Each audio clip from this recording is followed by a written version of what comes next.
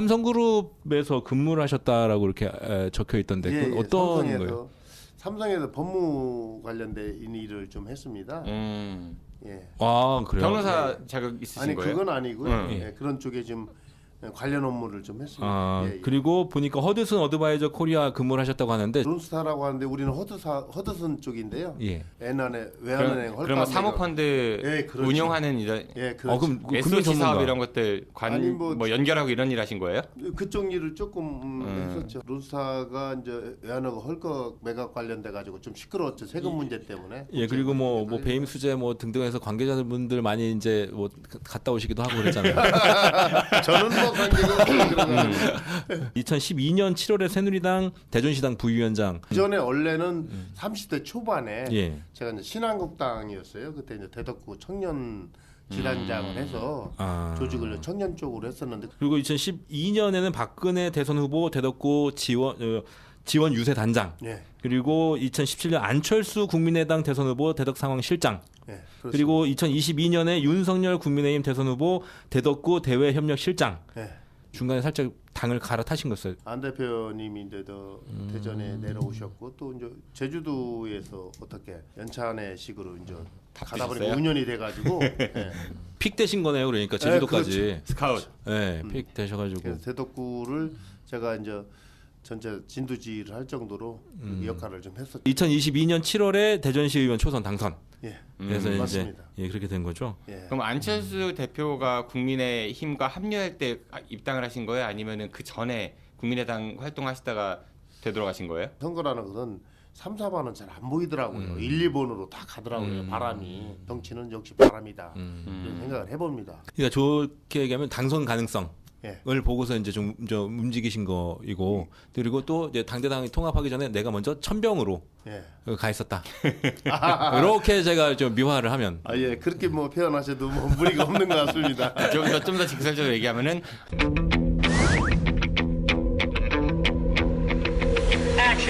되는 쪽으로 줄을 서야겠다. 아이고, 네. 예, 예. 재산은 12억 1,900만 원. 예. 잠깐 제가 대한민국 관보에 이제 게재된 예, 그 예. 송하세 의원님이 신고한 재산은 5억 9,900만 원 정도거든요. 선거 공보물에 12억 1,900만 원. 차이가 많이 나네. 뭐 이것저것 뭐 채무하고 또 정리를 하다 보니까 뭐 그렇게 많이 무리하게 할 필요는 없는 것 같고 그래서 네? 무리하게 무리하게 한다니. 뭐 6억이라는 돈을 어디서 떼이셨어요? 아니, 갑자기. 그건 줄은 아니고, 거저의 재산이 6억 정도가. 예, 예. 아 그래요? 이제 그만.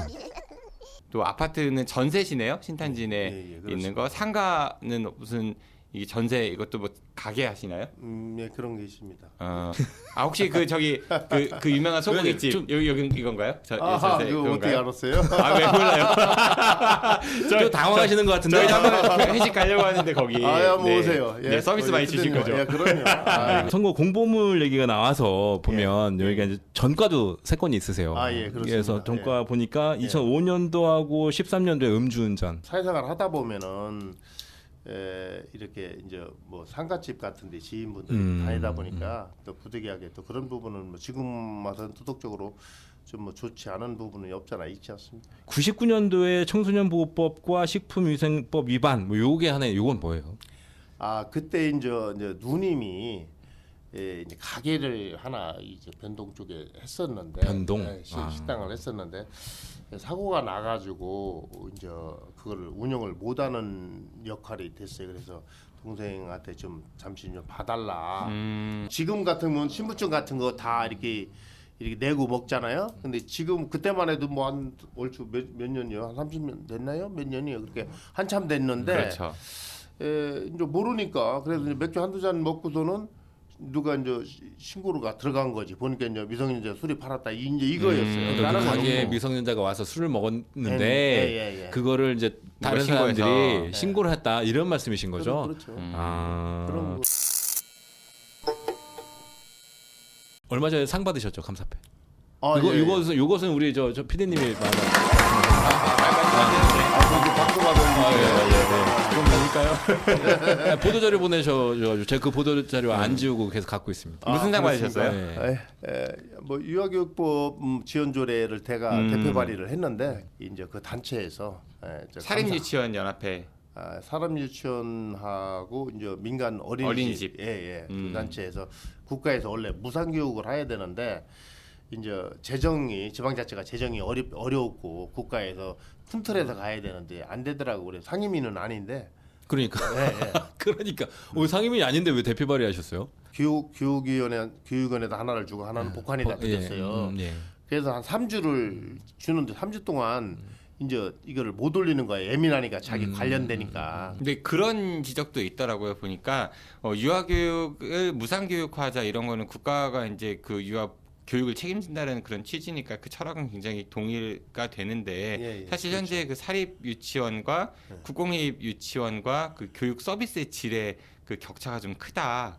특히 이제 대전이 예. 국공립에 대한 그런 교육 서비스 질이 좀 떨어지다 보니까 취업률도 전국에서 압도적인 꼴찌를 기록하고 있는 그런 상황인데 예. 뭐 사립 유치원에 그 다니는 원아들에 대한 지원도 중요하지만 못지않게 국공립 유치원에 대한 지원도 좀 함께 이루어져야 되지 않냐 이런 지적도 좀 많이 있었던 것 같아요. 그런 부분을 이번에 조례를 통해서 그러면 사립 유치원하고 국공립 유치원도 어느 정도 지원을 하게끔 이렇게 됐고요. 조례가 그런 게 아니라 이제 그 조례 통과하고 나서 나중에 대전시하고 대전시 교육청이 이제 그 행정협의회를 통해 가지고 그렇죠.